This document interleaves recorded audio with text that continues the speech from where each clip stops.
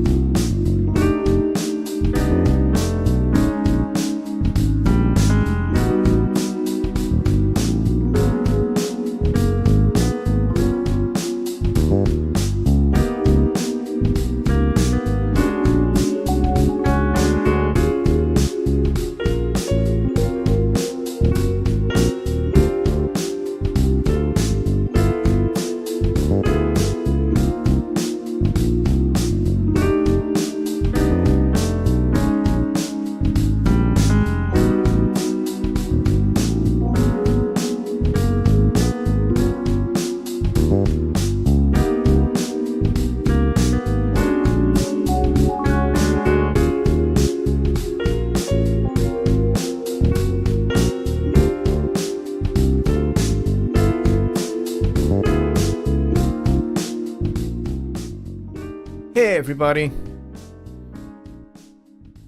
welcome to Sunday Night Live on my birthday, yay! Hope everybody is doing well. I've had a small haircut, or should I say small accident with a hedge trimmer this afternoon, and yeah, feeling pretty good. And I'm not in any way, shape or form inebriated, but hope everybody is doing well. Happy Sunday, and welcome to tonight's show. Now, tonight is kind of a combination of a celebration of all things Studio 16 and a celebration of my birthday. The birthday part is kind of, you know, secondary to be honest, Studio 16, which is pretty awesome. So that's kind of where we're going to go. I'm going to be taking your questions about Studio 16. If there's something that you are interested in looking at, or you are not sure about, or you want to know a little bit more about, then we can cover that. And I would be very glad to do so. So I think my mic has just decided to take a little wibble. Yes, it has. Hang on a second. I need to straighten this up.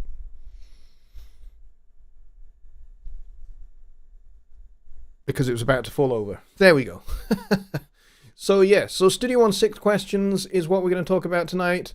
And yeah, I will kind of tell you the story of my day as well. Don't worry about that. There's not really much to tell, to be really honest. Yeah, it's been a pretty quiet affair, because that's kind of the person I am. I don't like to have huge, great parties for my birthdays. Some of you guys might like that. I don't. I'm not really into that. Too many people and I just want to go and hide. So I learned that from my 40th birthday, actually, where we had an open house. And I thought open house would mean we'd have like people gather in small groups throughout the course of the day, and that would have been fine. No, we had 64 people in our house all day. It took me about 2 weeks to recover from that, and I'm not talking about being drunk or anything like that, because that's something I've not done in 30 years. But it was, well, nearly 30 years, like 28 years now. But yeah, it just took a lot out of me. So it was nice to just have a nice, relaxed, quiet family gathering. Had my parents over here and their dog, which was great. We had a really nice time. And there was lots of chocolate cake.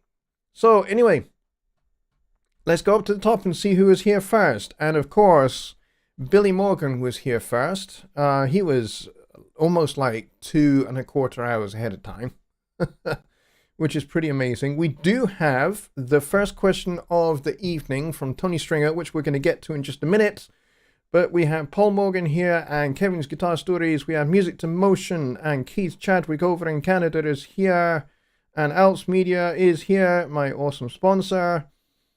Just Bobby's here. Bob McGraw is here as well. John Lake, Sean Aaron is here. And Lollipop Guild is here as well. Ambient Dave is here. Fantastic. And the W5 family are here as well. And Kyle Drzeziak is here. And Rich Cresswell over at My Personas is here as well, which is fantastic. And Don Oliver is also here, which is very cool. I like having him here. I like having everybody here, to be honest. And I'm just scrolling through to see who else is here. Bobby Booth is here, which is great. Bobby has been around since the very start of me doing my Sunday Night Live show. So he has been pretty much to all 260 shows. Now, I know it's 260 because I actually went through and counted them all. In the playlist, basically just to see how many there actually were in the playlist. And I couldn't believe it was 260, so including tonight. So I think tonight is number 260. But I struggled to keep count, to be honest. I know there are some people that do. They put exactly what show number it is and all of that, and episode number and that kind of stuff. But I did try doing that at the start, and I think after we got past episode 10, I was just like, what number are we on now? I couldn't remember. Rich Wrestler is here as well, which is great. Burlap Studios is here. Who else do we have? Mike at Peace Valley Audio is here. He says, once I hit 40, I said no more. Yeah, maybe I should take your advice there about celebrating birthdays after that age. Roy Nicolason is also here, which is very cool. And Chris over at Deer Creek Audio is here. He says, just wanted to pop in and wish you a happy trip around the sun. Thank you very much, Chris. I appreciate that, mate. Let's see who else is here. And I think we're almost down to the bottom. Rich Wrestler says, so it's midnight in England. I have no idea what time it is in England because I don't live in England. I live in Scotland. I'm pulling your leg. Scotland and England are in the exact same time zone. So it is actually now 1:15 midnight because I started a little bit late. I apologize for the late start. I was having some issues with OBS not connecting to my YouTube channel for some reason. I don't know why, but it took about 3 separate attempts to get it going. And it is obviously working now. But it was weird, to say the least, because it's not done that before. And we also have Old School Funk and Soul is here as well. So we've got plenty of people here, which is awesome. I think, I'm going to see how many do we have. We've got 25 people here, which is fantastic. I think we broke our record for attendance at the show last week, which I think we had 35 or 36 at, which is outstanding. I'm loving seeing how much this is growing, and I'm loving the fact that you guys seem to be enjoying it and getting a lot out of it. So please, if you know people who you think that Sunday Night Live would be the perfect fit for, or you think that, you know, hey, I know somebody that has a whole bunch of Studio One questions, or they have a whole bunch of composing and arranging questions and that kind of thing, get them along. Send them a link to the show. Get them along, get them in here. And, you know, they will need to subscribe to the channel in order to participate in the chat, just to keep this community nice and kind of safe together so that we're not inundated with porn channels trying to, you know, promote themselves and that kind of stuff. We don't want any of that stuff. I mean, Dave says, I quietly celebrated my half century and again as I'm 56. Awesome. Well, there you go. So you know this kind of as well as I do. I'm 3 short of my half century. right now. And I was talking to my dad about this because my dad is like, he's 70 now. So, talking to him about, what do you think I should do to celebrate my 50th? Should I actually have a proper party, kind of like I did for my 40th, or should I just not? Considering, parties are not really my thing. So I'm still kind of debating that. I'm not 100% sure what I want to do.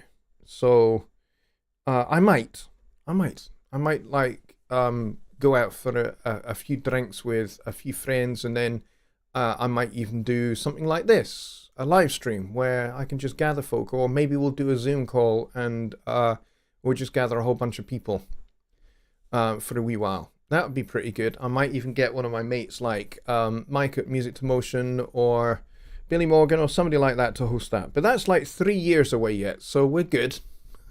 But that might work. That might work quite nicely. Burlap says you're just a kid. Yeah, but look at my complete lack of hair. Bobby Booth says I'm 64 and enjoying every year that I get older. Well, that's fantastic. And Caldredusiac says go out to the pub and have a nice meal and a drink. Yeah, I think I might do that. So it's Monday morning in Scotland. Yes, it is, Rich. It is definitely Monday morning. Rich Cresswell says go away for your 50th and ignore everyone. I'm kind of thinking about that. That is definitely a possibility. All right, let's go to Tony's question, which is... let's see. He says, when I take a B flat chord and add an E flat instead of a D, what is the name of that chord? My programs have many different names on it. Yes, and with good reason, because context is always king in just about every circumstance of life. Context is king. Context provides meaning for things, and that includes the nomenclature for chords and how we identify what a chord is, so that if I say to somebody X chord, they can play it on their guitar or they can play it on their keyboard, or, if they're improvising, they can use the notes from that chord to make a nice little line. So if I take that B flat chord and if I move that D up to an E flat, what you get there is you get what we call a sus4, B flat sus4. Except we're not really doing the sus part technically correctly, because technically this is how it would work. If I went to chord 4 in the key of B flat, let's move this mic across a little bit. So here we are on chord 4, which is E flat in the key of B flat. And then if I go back to B flat, but I keep this E flat at the top, that would be the sus doing its thing correctly. Because sus stands for suspended, which means to carry over. So I'm going to leave this note hanging. So I'm going to go from B flat here. And I'm on this E flat, and then I go back, but I keep that E flat hanging at the top. And then that resolves down to the D. Now, you'll hear that kind of thing coming up quite a lot if you listen to groups like ABBA. They love this little motion going from the third down to the 2, and then up to the 4, and then back down. Alright, so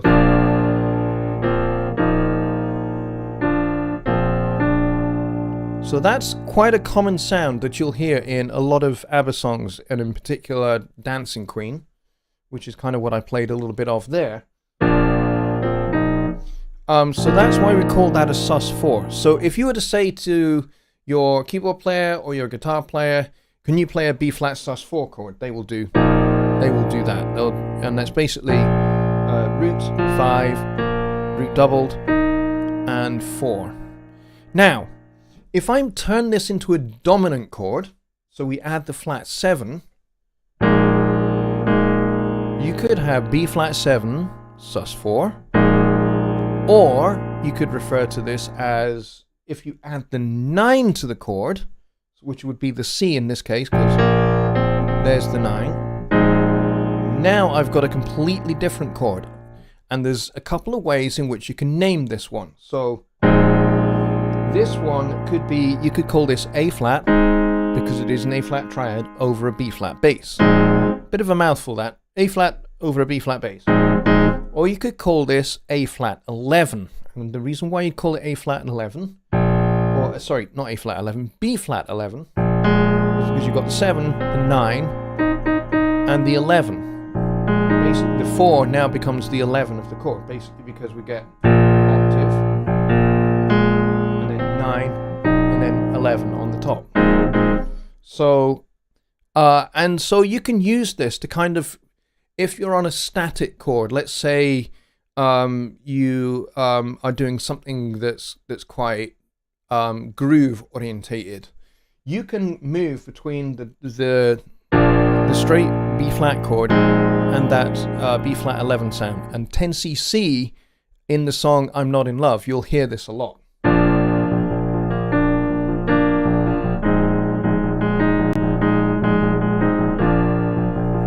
Except it's on a Fender Rhodes when they do it.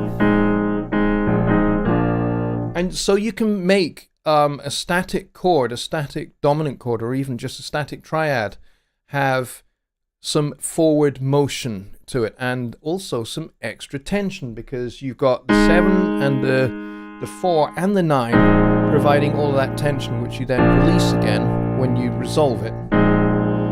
But really, all of this tension is leading to this.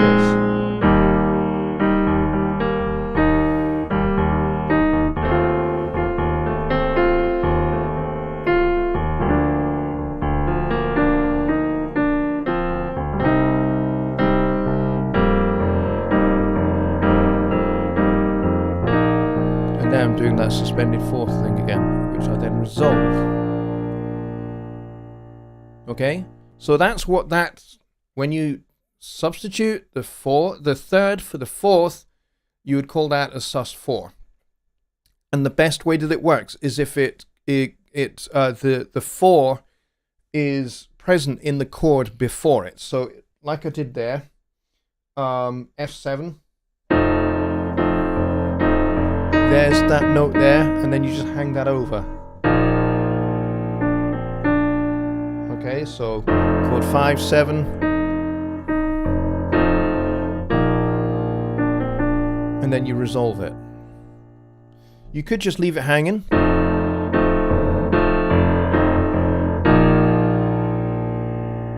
Not very satisfactory, but you could do that for a particular effect. I'm just going to leave that sitting now for a little while and see how long you guys can hang with it for. Some of you will tolerate that more than others. But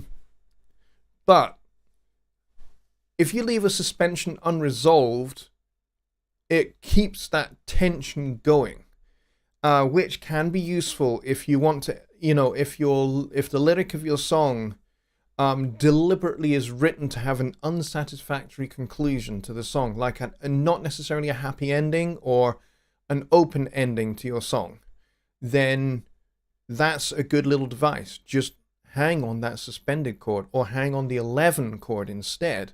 So you load it up with tension and you just let it fade away. But it never resolves. So that can be a useful device. But that was a belter of a question, Tony. Great, great question. Billy Morgan says, have you been rocking to the Kenny G I sent you? I put my earplugs in and I let my wife listen to it. Let's see. Do we have any other questions? That was a belter of a question, though. I like those kind of questions. Let's go see. What do we have here? Mika Han is in the house.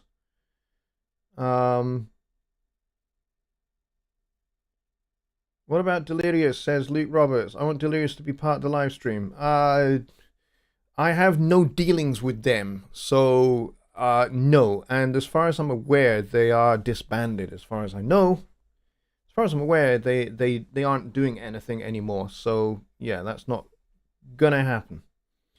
Why verse have to split the story not into one full story? I don't understand your question. I'll be honest.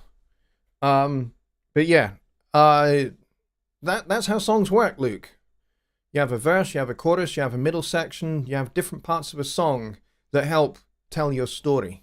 So, kind of traditionally, the chorus would be seen as kind of the punchline, the hook line of your song, the part that you want people to remember the most. And then the verse contains all of your narrative, all of the story for the song. So, at that point, you'd be telling the story about the people in the story. So, if it's a love song, then you'd be introducing the two lovers, you'd be describing them, the scenario, where they are, or if it's, something like something a little darker, maybe like Babylon Sisters by Steely Dan, for example. That's a little bit more of a kind of noir kind of a story where there is, there's different characters in a song, and it's a little bit of a seedier kind of story. And that song kind of has a hook line as opposed to an actual chorus.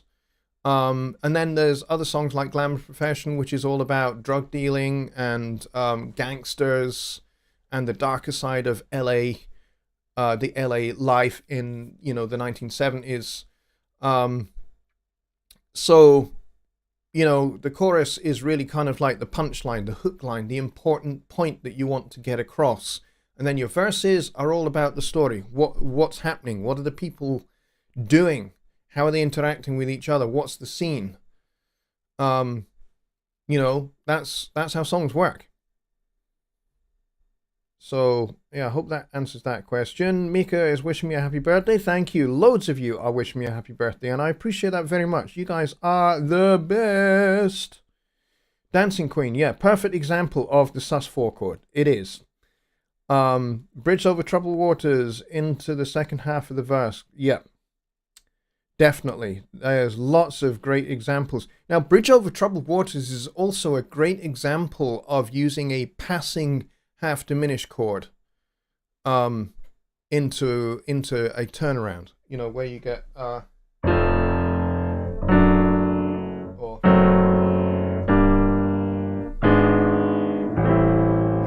those kind of progressions where you're using the diminished chord to lead into a minor chord going up in like half steps. So from here, F sharp, half diminished, going into G minor,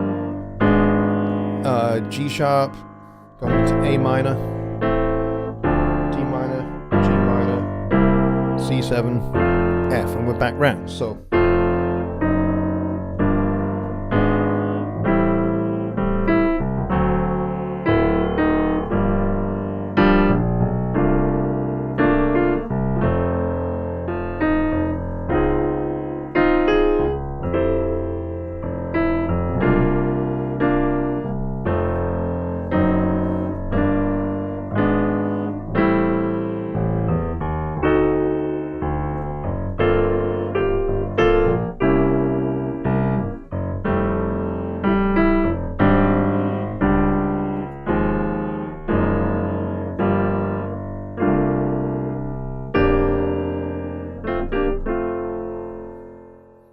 So, yeah, but that wasn't the changes to Bridge Over Troubled Waters, but that's one of the things that it does in the chorus, is you have those passing chords as well. So Bridge Over Troubled Waters is a great example of using the sus4 as well as those passing half diminished chords. Let's see. What else do we have? Herbie's Maiden Voyage has a lot of sus4 chords. That's a great point, Roy. It kind of does, but it also kind of doesn't. Because Maiden Voyage doesn't really have chord changes to it. It has different modes, is what it has. Based on like two different pedal points. And they're all that kind of 11 chord as well, so.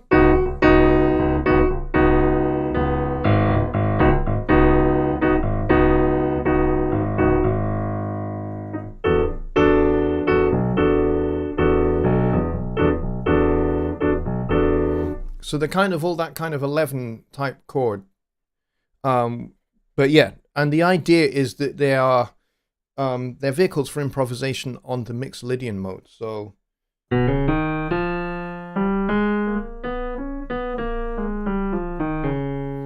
in that case, and then when you get to the E one, and so on and so forth. So yeah, it's kind of more modal than it is about sus4 chords. But yeah, good point. Loving music theory content, you truly are a musical genius. I don't know about that, Andrew.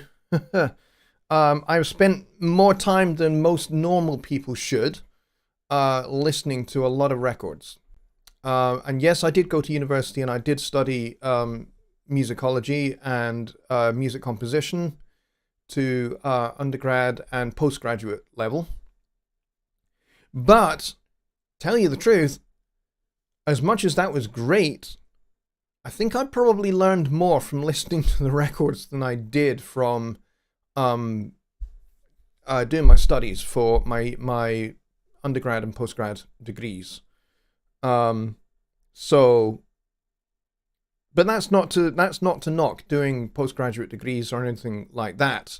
I think they're useful and they have their place, but I think I probably learned more from listening to people like Thelonious Monk and Bud Powell and Art Tatum and great piano players like that. That's where I learned all of this stuff.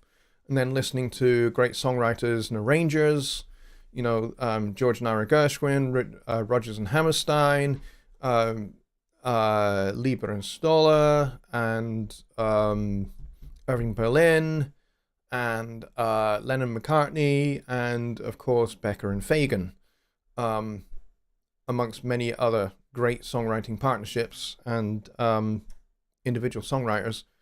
That's where I learned. I learned by listening to those records, and if I had a score, I would follow the score. Like I've got the Aliens, the complete Aliens film score by James Horner. And I've got the CD for it, so I listen to the CD and I follow through the score, and I'm studying orchestration and harmony as I go. So I'm not just reading the score and I'm listening to the music. I'm doing both, and and every now and then I will pause the CD and I will look much more in detail and take a bit more extra care and look at the orchestration, look at the voicings, look at the chords that he uses, how he uses harmony, how he moves from one chord to the next, and that kind of thing. And then I try and, play those things on the piano, and, those things get under my fingers, and then they become part of my vocabulary. We got 32 people here, which is freaking awesome. That's fantastic. Thank you very much. We got 23 likes. If every single one of you who is watching this show right now could hit that like button, I would appreciate it immensely, and it would be a nice little birthday gift if you could do that. I would appreciate it, and if you are not subscribed, hit the subscribe button over wherever it is. It's down here somewhere. And hit the notification bell as well, so you don't miss any other stuff that I've got coming out. I've got more Studio 16 stuff coming out, and I've got a songwriting course that I actually didn't release a long time ago. It was gonna be a course that I was gonna sell, and I ended up nobody really wanted it. So I'm gonna put that up on the channel in its own playlist, and you guys can watch it for free because I'm a nice person, and I just want to give you guys a gift. So if you are up for it, then you can go grab that. Let's see. What else do we have? Of course, that's okay, cool. Let's see. Peace Valley Audio says he's got some photos to edit and laundry to take care of. That's awesome. He said he signed up for Sphere. Well done to you. Congratulations. Persona Sphere is awesome. Let's see. Kevin's Guitar Study says, why didn't V6 pick up all my set preferences from V5? How can I restore them? If you're talking about your templates, you can go and locate your V5 templates folder, copy everything out of that folder, and if there is no V6 templates folder, create one in the templates folder, and then paste all of your V5 templates into information, all of those files. You need all of those files, and then paste them into that V6 folder. You got to do that with Studio One closed. Don't do it with Studio One open. It will potentially mess everything up. So make sure you got Studio One closed. Go get those template files, put them into V6, and then start V6, and your templates should appear. As for settings files, well, Studio One, whether it's version 1, 2, 3, 4, 5, or 6, actually uses the same settings files as previous versions. All of mine have done that since version 2 when I first started. They've always had the same. They've always used the same settings files, and they just what Studio One does is it just copies them across, or it just reads them from that old set of settings files. So if you go to help in Studio One, and then you go to open settings folder, you should see all of your settings files that are there. Now, if you find that your personalized ones, like your custom colors, if you've set up a particular color scheme for Studio One, are not in there, that's fine. You can close Studio One 6, you can go to Studio One 5, you can open that settings folder, and you can grab anything from that settings folder that you don't see in the Studio One 6 settings folder, and copy them across, put them in the Studio One 6 settings folder, open Studio One 6, and then it should read all of those settings files and everything should be restored. I know some people have said when they start up Studio One 6, they have nothing in their recent files list. Now, there's two things you can do. If that happens, you can go and get the recent files presentation file from your settings folder in V5, copy that across, or you can just open up using the open document button, you can open the last songs that you were working on, save them, close them, and they will populate the recent files list, and before you know it, you'll have all of your recent files list back up and running. So that is one thing to do.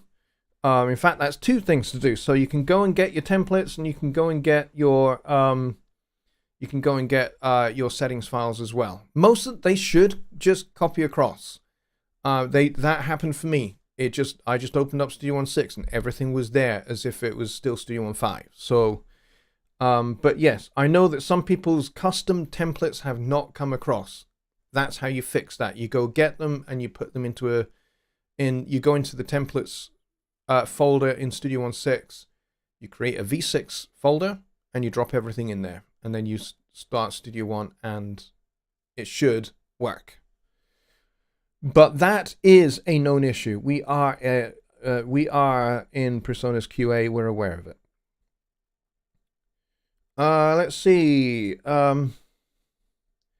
Tony Stringer says, I try to find out the chords in a part of Loving You by Elvis. G flat, G flat minor, D flat, B flat, sus, B flat 7, E flat, and back to D flat. Oh, right, okay. Let's see. So we got G flat minor, then D flat, and then B flat sus.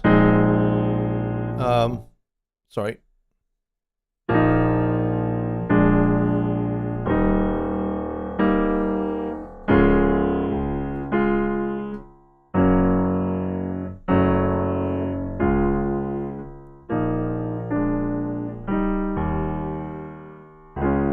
Yeah, I like that. Yeah, it's a good use of the sus4 in there.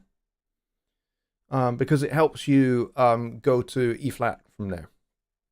31 likes, 31 likes and 29 watching, which is pretty cool. Thank you very much for the update there, Bob. I appreciate that a lot. Let's see. Lots of thumbs up from Ambient Dave. Thank you very much. I appreciate that too. You guys are epic. Peter Brooks is here. He says, happy birthday. Thank you very much. Yeah, I don't think we have any more questions left. I think we have run out of questions for now. Now, if you folks are so inclined, and there is no obligation to do this, none whatsoever.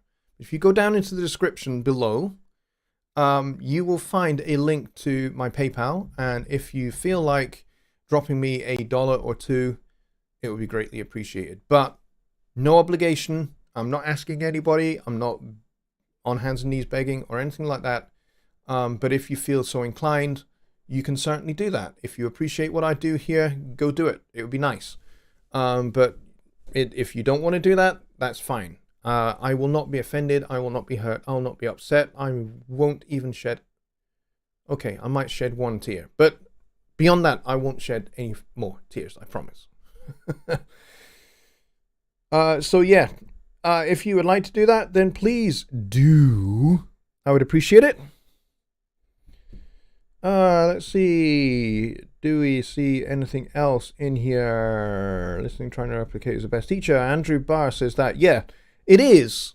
Using your ears is incredibly helpful. There are two things that happens.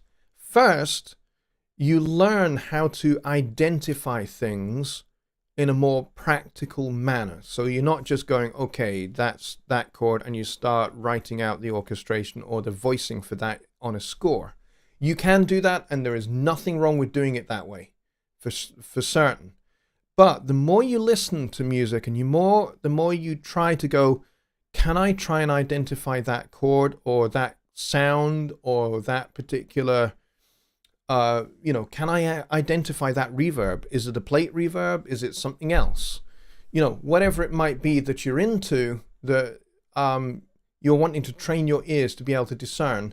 The more you do it, the more you hear and are able to identify things. Now, there are people who have perfect pitch, and there are people who have really good relative pitch. You can learn both of those. You don't have to be born with it. A lot of people think, hey, people are just automatically gifted with perfect pitch. Yeah, sometimes they are. I'm one of those where I just have perfect pitch. But not everybody does. You can learn it. You can learn by ear what a note or a chord sounds like. The more you expose yourself to those sounds, the more you will hear them, and the more you'll be able to identify them. It's like bird watchers, ornithologists. They will hear a particular bird call, and they can go, oh, I know what that is. That's X bird. And they can even discern whether it's a male or a female, whether it's an adult or a juvenile. My dad is one of those people. He is an environmental scientist. He's an ornithologist. And if he hears a bird call, within a nanosecond, he knows exactly what that is. He even knows exactly where it is, and he can point his binoculars straight at it. That's not something I can do because I'm not familiar with the sounds that certain birds make and certain songs that they sing. I'm not familiar with them. He is incredibly familiar with them because he has listened to them a lot, and he can identify them, and he can say, okay, it's over there, and it's probably about, 120 yards away, and is, up in some trees, maybe about 30 feet off the ground. He knows exactly where he's looking, and within a couple of seconds, he is looking straight at that bird. So it is the same with learning to hear things like being able to discern a major chord, a minor chord, a dominant chord, a major 7 chord, a half diminished chord. Being able to hear those 5 chord types is going to help you, not only when you're in a position where you have to fit in to a band, or you have to substitute for another instrumentalist, but you're looking at charts that you're not familiar with, particularly if you don't particularly read music. Having a good set of ears and being able to identify chords, identify certain pitches, is going to help you a lot, because it will fill in the blanks that with your eyes you're not sure about. Certainly that's the way it works for me. I'm not the best music notation reader on the planet. So what works for me is I can hear the pitches, I can hear the chords, and I can therefore make some deductions about what is and is not on my chart. And people think, oh, he's a heck of a sight reader. No, I'm not. I'm really not a heck of a sight reader. But if I hear it, I can play it. So, and once I heard it and I played it and I can associate what I hear with visually what is on the chart, it's there and it stays with me forever. I never forget a chart. You know, and you can learn that. That's not something that is just, you know, hey, that's just a gift. You know, people are only gifted with that. No, you can learn that. You can, if you devote time to exercising these muscles here, your aural muscles and your brain, to discern these things, the more you exercise it, the better you get at it and the more highly skilled you get at it. To the point where, you know, I can play with a big band, playing either piano or bass or drums. Don't ask me to play saxophone in a big band because I sound awful. But I can play either piano, bass, or drums in a big band, and I can play a whole set of charts I've never seen before. And the first time we play through it, I'll kind of feel my way and make some, you know, educated guesses as to what's going on, because I'm not really reading the chart. But then after that, it's a standard. I know it. I know everybody's part because I have heard it. So, you know, after the first time through, when we play it the second time, if I hear like the third alto sax play a mistake in letter B, bar 15, and he's supposed to play a D flat and he plays a C natural instead, or a D natural, not only do I hear that as a wrong note, I know why it's a wrong note and what note he should be playing, because I know his part. Anybody can do that. Anybody can learn how to do that. Takes a good while to get to that kind of level, but that's why I had no friends when I was a kid. So let's see. So I'm going to get kind of off that little soapbox now. Did I see the question about practical use of VCA faders being... VCA faders are interesting. VCA faders are... It's just a volume control. Sorry, I'm just adjusting my seat. Basically, a VCA fader is just a volume controller. Okay? So let's go over to Studio One. Seems we've not done that yet. Here we are. So I can add a VCA for this track here, and it's just a volume control. And let's say I want to do some volume automation on, let's say, a horn section. I don't have one in this song, but let's say I wanted to do, do I have that other song open actually? I do. All right, so let's do it this way. Horn section. I already have these going to a bus. All right, and I don't want to disturb that. But let's say I add a VCA for my horns. Now I've got it set so that VCAs go to the end. And I can label this horns VCA. All right. Now this is just a volume controller, which is why you have no inserts and no sends. And I can see what is passing through it. And what I can do here is I can volume ride. It's going to be a little hard to see. Hang on just a minute. I maybe go over here. If I turn that off, there we go.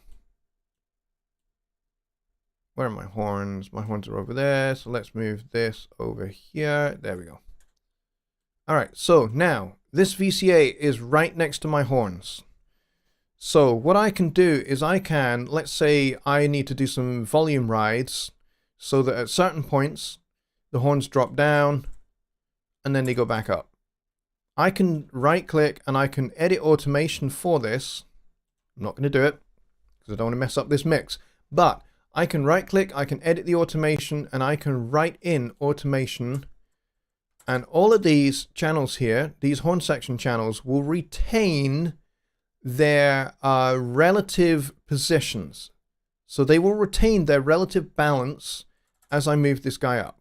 Okay, and then when I move it down, they all go down to the bottom. But look, they are retaining their relative levels. Okay, And what that does is this means that this balance of this horn section is retained, but I am turning the whole thing up and down relative to each other. Now, could I just automate the volume control on the bus? Absolutely, I could. But I want to retain the balance of my buses here. I don't want this disturbed. And that's where the VCA comes in handy. It's just a volume controller. That's all it is. All right.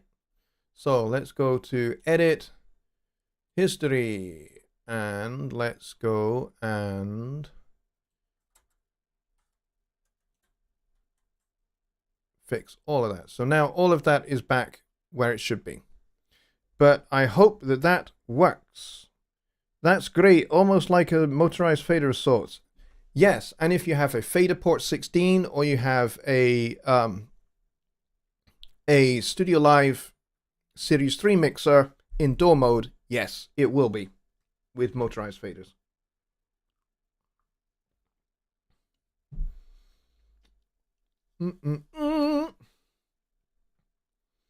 All right, let's see what else we have. Wow, my throat is a little dry.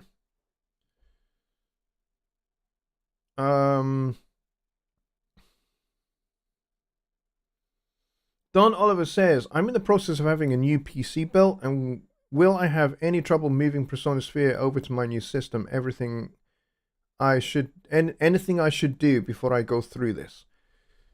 Persona Sphere, all you need to do is log in and download the stuff. Okay?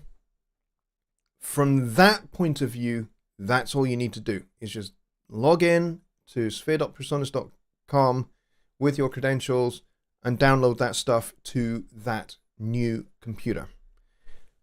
The songs part is the important part. Here's what I recommend you do. And this is where a lot of people go wrong, and then they end up in a hell of a mess, and they end up with missing files, errors over every song that they can't resolve. Here's what you need to do. Get a pencil and paper if you need to, or open Notepad or a text file on your computer so you make sure you have this. Go to wherever you have your user data stored on your computer. In my case, it's where the hell is it on my computer? I have to remember this.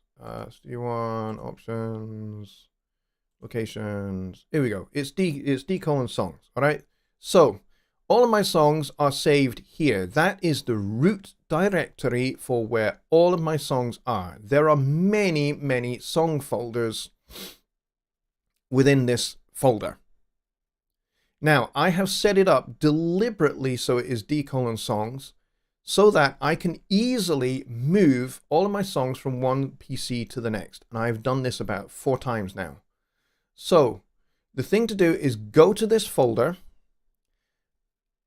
and you can copy it. Copy the whole folder. Don't just copy individual folders from inside it. Copy this root folder. Okay? And then copy it to an external drive or a USB thumb drive. One or the other. And then when you get your new computer, plug in that external drive or that USB thumb drive, and then copy from that drive this folder and paste it to your new location on your new computer. Okay? And then make sure that this path, locations, user data, is set to the same path. All right, so if you decide that your new location on your new computer is going to be D:/songs or C:/songs or F, whatever, wherever it's going to be, then make sure this user data location path is mapped here. Okay, and then when you open your songs, Studio One will have no problem not only opening the song, but also getting all of the plugins and getting all of the audio files, getting all of the image data for the waveforms and everything else. And you will not get missing files or missing devices, error messages. You just won't. If you do it this way, you won't have that problem. Okay? I hope that helps. Because that's important, and a lot of people do actually get this wrong. And they end up making a tech support ticket, and they end up saying, I've got missing files, errors on every song, and I can't find all of my files. My songs don't play. There's no audio in them. There's no plugins. What am I going to do? And the answer from our point of view in tech support is there's not a lot we can do to help you. You will need to find those files and then put them in the place that Studio One is expecting them to be. And then once you've done that, those missing files errors should go away. But it can be a long, arduous process. It can be mind-numbing and soul-destroying having to do that. The best way to avoid that problem is by copying that root songs folder that contains all of your individual songs folders. Don't just copy the .song file, because that will break all of your associations with the media folders, any mixdowns you've done, any bounces, any renders that you've done, all of that lot the song will no longer see those. So that's why it's really important you move folders, not .song files. Same if you want to send a song to somebody else. So, I mean, it's different if you're a Presonisphere member, because in Studio One 6, you've got the enhanced collaboration features. Got a video on that. You can go check that out there. But, you know, if you're dealing with somebody that's not a Presonisphere member and they don't want to create a My Presonus account, then you're going to have to work with them with Dropbox. That means you're going to need to send them the song folder. Don't just send them the .song file, send them the whole folder so that they get everything in it. Because without all of those things in it, the song is not going to work. You'll have missing files, errors, and nothing will play as expected. Really important point to make, and I cannot emphasize it enough. There you go. Cleon is here. Hello, Cleon. He says, happy birthday. Thank you very much. I appreciate it. My Presonus, that's Rich Cresswell. He says, keep blooming organized if it means anything to you. Yes, if you want to be regarded as being of a professional standard, even if you're not actually a professional, you're not making a living out of songwriting, composing, arranging, or mixing or mastering, even if it's a side hustle or it's something you do for fun, it's a hobby, you want to have a professional standard, right? You want to have a standard that people will want to come back to you and work with you and collaborate with you or have you mix one of their songs. So set yourself a professional standard. And the first professional standard is being organized, having your songs organized, having your song folders organized. And, you know, keeping everything nice, neat, and tidy. A lot of places where people become unstuck is when they start moving things around and then they open up the song, but because they've moved things around, those things don't show up in Studio One anymore. Because Studio One is just a DAW. It's not you. It doesn't know what you know. It only knows to look for things in an expected place. So if you move something from that expected place to somewhere else, Studio One is just going to go, I can't find it. In that respect, it's like a teenage child. They've moved something and they look in the expected place and it's not there and they go, I can't find it. And that's what happens when you get missing files errors. You get missing files errors because Studio One is just going, I can't find that file. It's not where I'm expecting it to be. So if you move something and you reorganize something, let's say you decide, hey, I'm going to move all of my third-party plugins to some other place, like an external hard drive or something. If you don't tell Studio One that you have done that, when you open Studio One, it's not going to see those plugins. Those plugins will have disappeared. And you'll be like, where are all my third-party plugins? Studio One does not know that you have moved them. Because Studio One is not you. It's not inside your brain. It doesn't know what you know. So you can't assume that it will just go, oh, the third-party plugins have been moved, therefore they must have been moved to this location. It won't know that. So you have to tell it. So if you move your third-party plugins, then the thing to do, once you've moved them, you go Studio One, you go Options, you go VST Plugins. And here you've got your locations. If you've moved it from Common Files VST2 to D Common Files VST2 or whatever, then add it, click add that path there, and then rescan your plugins. And the plugins will turn up. As soon as you put the right path in here, Studio One will go, okay, I will go and look in there. Aha, there are all your plugins. I can now bring them into Studio One for you. So that's a really important thing. And it's a mistake a lot of people make. Surprising how many people make that mistake. So I don't want you guys to make those kind of mistakes. I mean, Dave says, I love being organized. It means less stress and speedy working. Absolutely. Learning by mistakes is not good. Actually, sometimes it is. Because if you learn something the hard way, now I'm not advocating you should deliberately go out and learn it the hard way. But if you learn something the hard way, you're more likely to remember the lesson. Especially if it costs you something. If it costs you time, or it costs you money, or it costs you a gig. You're not going to make that mistake again, because you're going to remember that cost. You're going to remember that impact of the mistake you made. So sometimes learning from mistakes can be really helpful, and sometimes not. Cleon says, additionally, Splice allows you to back up your Studio One projects to the cloud for free. Yes, it does.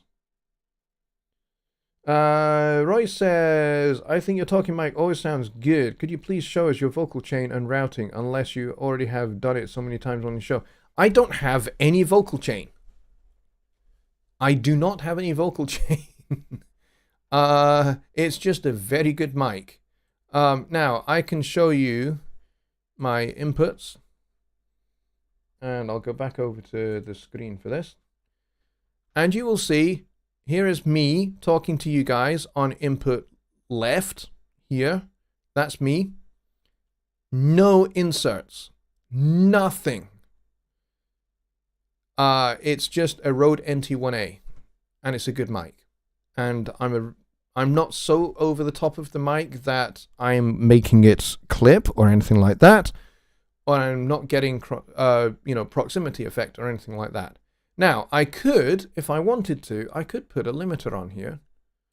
I could go and grab the FabFilter Pro L, and I could just set this onto something like, let's see, this one here, podcasts and broadcasts. And then I could just crank up the gain a wee bit, and that makes me quite loud, but I'm also doing some limiting as well, so anytime I say something loud, it doesn't clip. It just turns it down. So I could do that, but I don't tend to. Because I don't think I need it. Now, I'm going to let you on a little secret. If I remove that, goodbye to all of that. Now, in OBS, there is a way in which you can have plugins that are built into OBS work on the audio side of OBS. So I do have a limiter, and I do have an expander in OBS. Which is why when I stop talking, it goes very, very quiet. And you don't hear anything. But I do have a limiter that basically means I don't clip this mic. So even when I get right on top of it, I'm not going to clip it. There are settings that I need to go into. Is it there? No, it's not there. It's these settings here. Is it properties? Nope, it's not there. It's in there somewhere. Filters. Here we go. Let me bring this across here. I'm not sure that you can see this. Let me go back to the lounge. No, you can't. For some reason, you can't see this. I don't know why. It's an overlay, and I don't think you can see this. Let me minimize. No, you can't see this. I don't know why. That's weird. Yeah, you can't see this. I'm trying to show you the expander and limiter settings that I have in OBS, and for some reason, you guys can't see it. I don't know why. That's so weird. Anyway, let's bring that back over. We'll close that. I don't know why you couldn't see that. You should have been able to see it. Anyway. But yeah, it's pretty easy. Producing in the Box says, how do you route audio to OBS? I've been using Restream. Restream is actually pretty good. But in OBS, let me close these things here. We don't need to see those. So what I do is I have the Studio 1824 by PreSonus, and it has a virtual loopback. And what I have is I have in OBS, I have I have two audio inputs. There are several audio inputs you can have in OBS. One is this mic. This is on a separate input into OBS. And then the second input is the virtual input from the interface. So I have the mic and the piano. That's all on one input. And then I have the sound from Studio One on a separate input into OBS. And it's just one of those great things that you can do with OBS is that you can have, I think, 5 or 6 audio streams come in to OBS. On a Windows machine, you can only use one audio interface at a time. You can't use more than that. You can't use like one for recording and one for playback, like you can on a Mac. On a Mac, you can have one for recording and one for playback. Which is great because then it means when you're doing screen capture videos like this, or when you're streaming and you want, you know, the Studio One audio like this.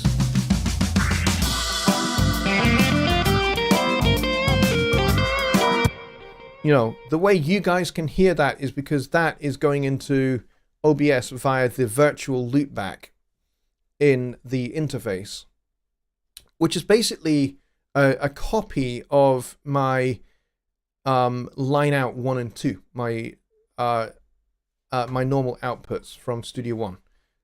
It's a copy of that going through the interface as effectively twice, and then so that's kind of it's kind of like a second interface within the interface. So it's like having 2 Studio 1824s effectively, and then that goes into OBS as a second input. And that way you guys can hear that and you can hear me at the same time. So that's kind of how it works. And yes, I have done, I should do an actual video on showing how it's done. Ronald Figueroa says, when I do a save as for a new song, I give it a unique name.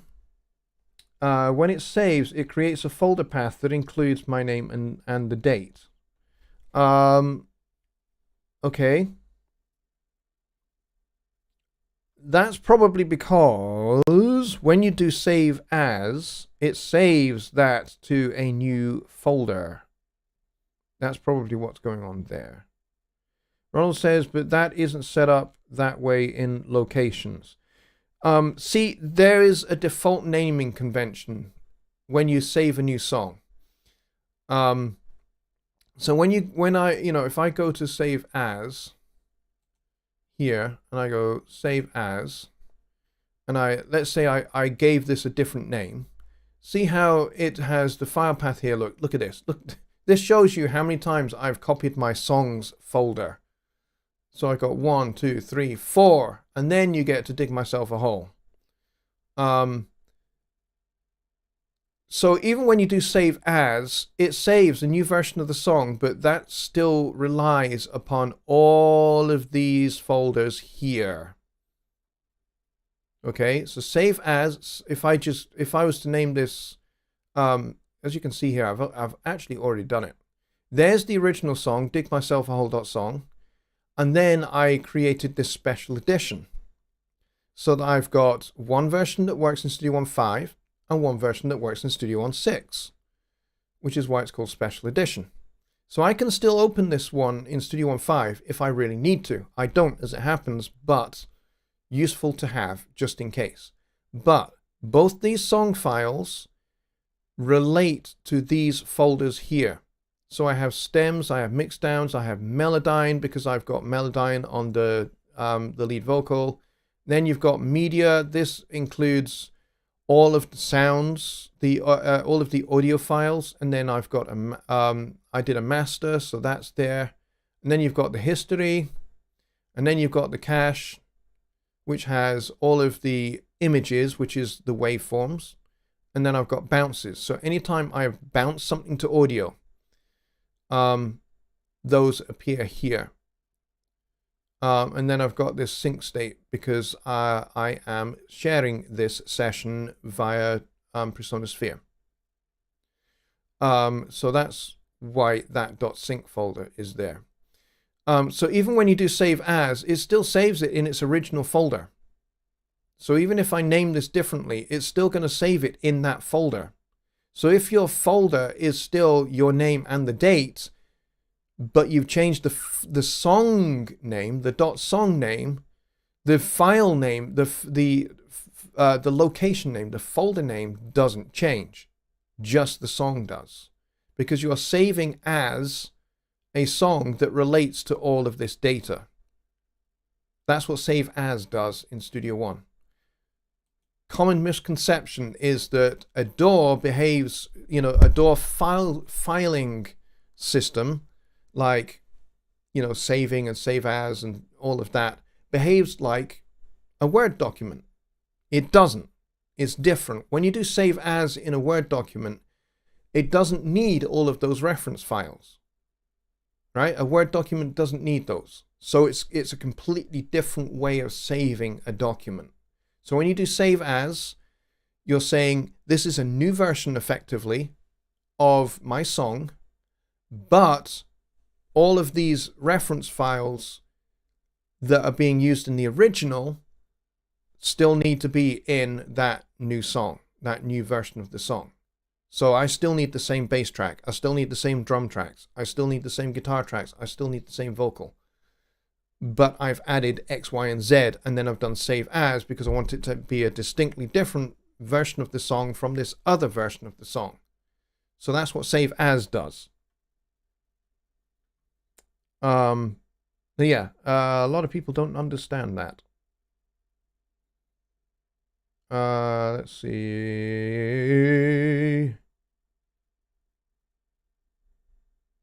I have Persona Studio Live 1602. I wonder if I can do what you're doing with that. Maybe unlikely because the 1602 does not support loopback.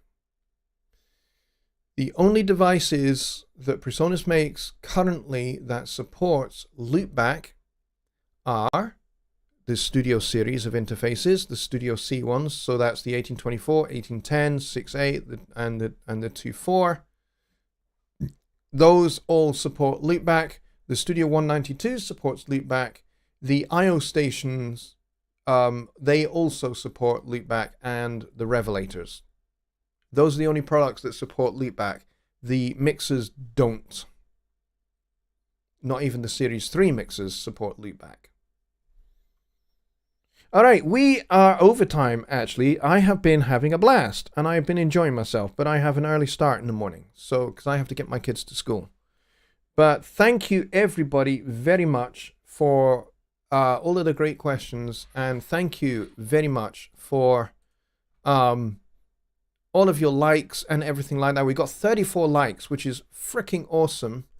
And I think we peaked at around about 34, I think.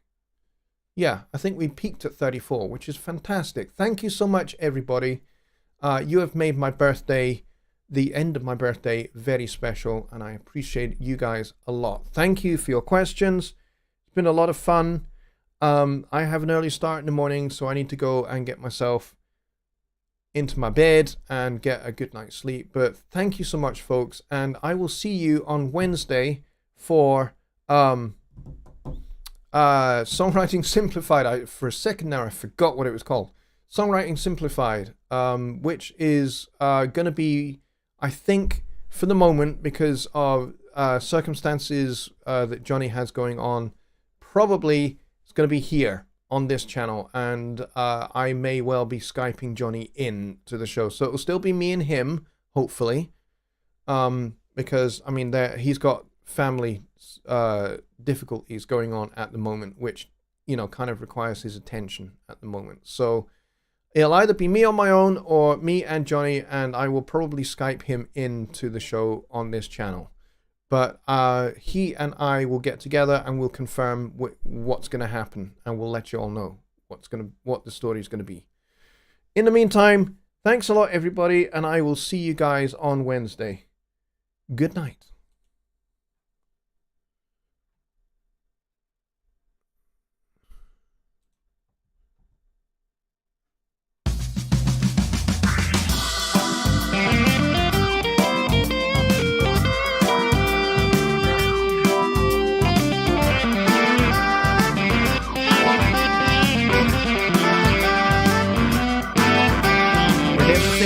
Against me, my back against the wall,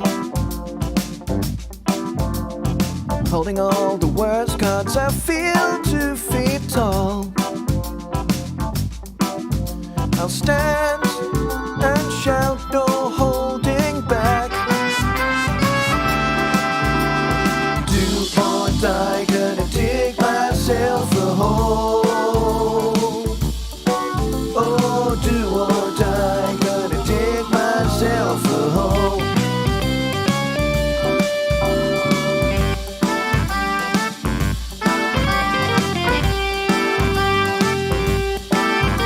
Now I'm hanging tough, and I'm never falling back. When defense fails, I'm going on the attack. I stand